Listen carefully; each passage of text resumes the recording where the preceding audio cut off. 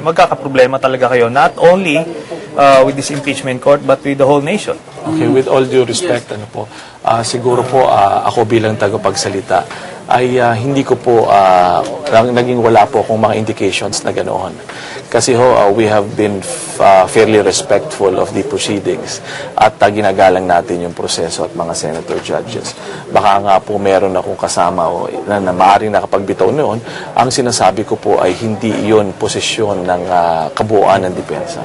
Kasi ako malalaman ko dahil kadalasan po ako yung natatanong na hindi po namin pinalalabas na ganun ho yun. Attorney Tranquil, Senator, nabanggit din po yung fear na baka yung posisyon ng Chief Justice ay hindi marespeto, baka matanong o baka mabastos. Handa po ba ang Senado na gayahin yung sa Amerika, Senator, na yung questions ay papadala lamang sa presiding officer at ang presiding officer lamang ang pwedeng magtanong dun sa witness kung sakasakali pong umupo si Chief Justice? Pwede yan. Pwedeng mapagkasunduan yan, Pero yung naman, yung presumption that babastusin siya, palagay ko naman, nakita naman natin dito sa the way we have comported ourselves in this trial, wala namang mga testigong nababastos. And alam naman namin yung stature ni Chief Justice Corona. Kaya wala rin namang basis yung yung fear na yan that he will be disrespected. Senator, Attorney Tranquil, itong nalalabing araw, 5 testigo or 6 na testigo na lamang, masasabi ba nating bagong ebidensya ito under a different article or dito pa rin po karamihan ito sa Article 2 na mukhang pinakamabigat na usapin? Siguro po, sagutin ko yan ng ganito. Ayoko pong talakayin yan. Mas magaling po, ngayong hapon ay tingnan ninyo. Dahil yan pong mismong katanungan nyo ay masasagot na. So, hindi ko po, I'm not at liberty to discuss that. Dahil makikita nyo the way we carry ourselves. Pag nag-trial na yung merito at mga lalabas sa floor, ay hindi ko po pinangunguna, hindi po namin pinangungunahan. Bakit nga po ba? Kasi wala po kaming scoop. Kasi we abide by yung request po sa amin mula po ng simula na pwede kami magsalita ng mga bagay na natapos na, nangyari na. Pero po yung mangyayari pa, mahigpit yan na pinagbawalan ng Senate President. Kaya nga po siguro medyo nahirapan kayo. Bakit naman? Totoo po yun eh. Kasi may minsan pag umaga pa lang tinatanong ako, pangalan, hindi po ako. Justice Para po Secretary manood Lima yung ating mga taong bayan, they be excited to watch. This is not naman po a reality TV o a teleserye. Alam nyo, this is totoo po ito, yung bayan po natin na tama ang si Senator, maapektuhan at may impact ito sa bayan. So, sana po ibigyan nyo ako ng ganung pagkakataon na gustuhin ko ma-share sa inyo. In a few minutes, magsisimula naman na po. Sana hintayin na lang po natin. Senator, ang ating mga kababayan na umaantabay sa nalalabing araw, 5 witnesses, nabanggit ni Kong Erin kahapon na baka mga 4 trial dates lamang ang kanilang rebuttal evidence kung papayagan. Sa tingin nyo, ilang araw po ang kailanganin ng Senate para po makapag-desisyon? Palagi ko, mga 1 week, we'll need at least a week. At nagkaroon na nga ng self-imposed deadline yung impeachment court, na May 31, dapat verdict na. So we can work back on that. Kung a week before, dapat tapos na ang presentation ng ebidensya ng both sides. So we'll have a week to decide. Yun ang plano natin. Attorney Salvador, napag-uusapan nga po nitong Judgment Day, kumbaga. Paano po kung hindi po pabor sa depensa itong magiging desisyon ng Senate Impeachment Tribunal? Marami po kasi ang nagsasabing baka iakyat nyo daw po ito sa Korte Suprema. Sa tingin ko po naman we've been fairly consistent sa aming mga sinasabi rito na gusto namin mabuo ang proseso. Ngayon ay kahit naman po ako personal na sinasabi ko rito na kung ano man po ang outcome niyan, ay kailangan natin tanggapin yan. Kung conviction po yan or acquittal, ay kailangan natin tanggapin. Dahil tayo po'y pumasok sa isang marangal na proseso. At dapat po bilang mamamayang Pilipino, ay tanggapin natin ito. On a lighter note, Attorney Tranquil, merong nagaganap sa ombudsman, investigasyon, merong parallel, siyempre, impeachment trial going on. Gaano ka-exciting itong season na ito for law students and law schools? Ngayon po kasi bakasyon, bakasyon. Although may ibang mga nagsasummer, pero sigurado nakasubaybay ang mga law students kasi natututo po sila. Kaya nga ako bilang at nagtuturo po ng batas ay napakaingat ko rin sa paggamit ng mga salita na hindi consistent sa batas. Kasi po, mag-account po ako niyan eh. Naniniwala po ako na hindi lahat ng aming tinuturuan ay acquittal or conviction. Kahit po sila yan, sigurado nagtatalo. Ang gusto ko lang po ay gawin ang paraang ito, ang ginagawa ko ngayon, sa paraan na pagtitingnan ng isang bata, estudyante, walang sumobra.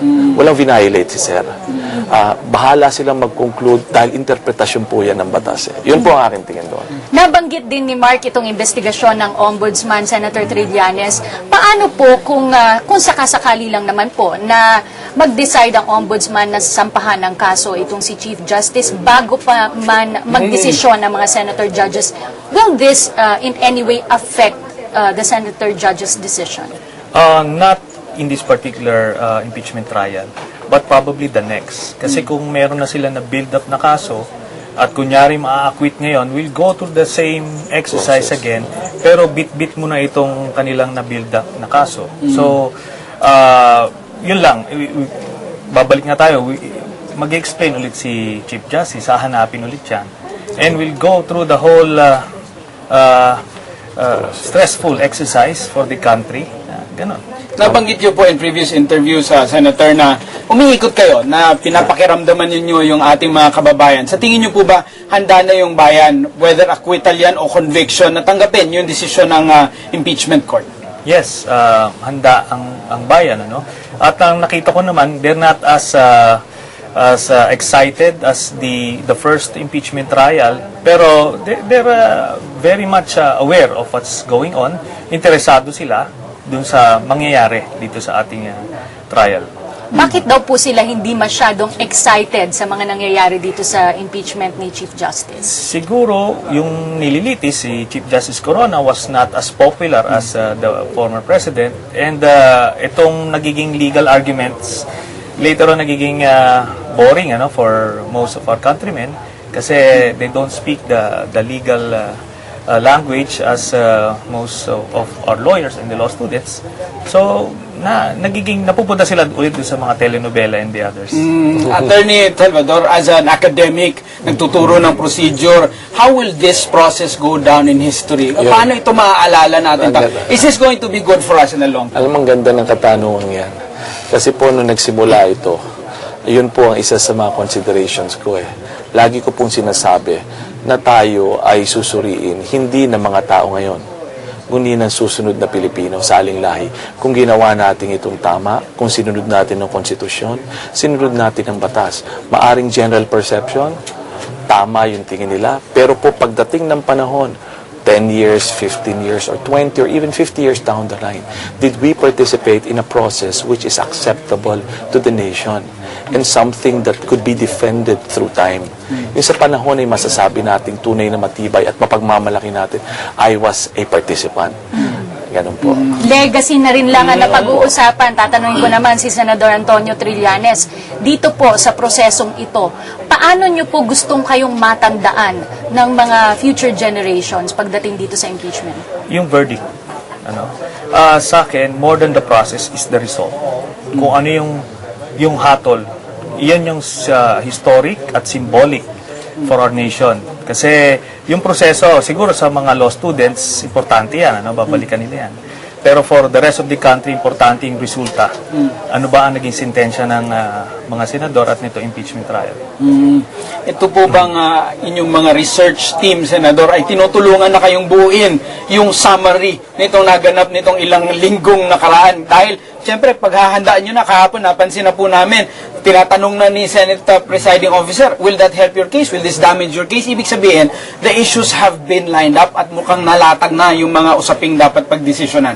Yung summary ba, yung pag-collate ay naghahanda na inyong staff? Yes, ginagawa na yun ng ating mga legal advisors. Pag dumating na lahat, pagka natapos na yung presentation and defense, i-integrate namin lahat ulit.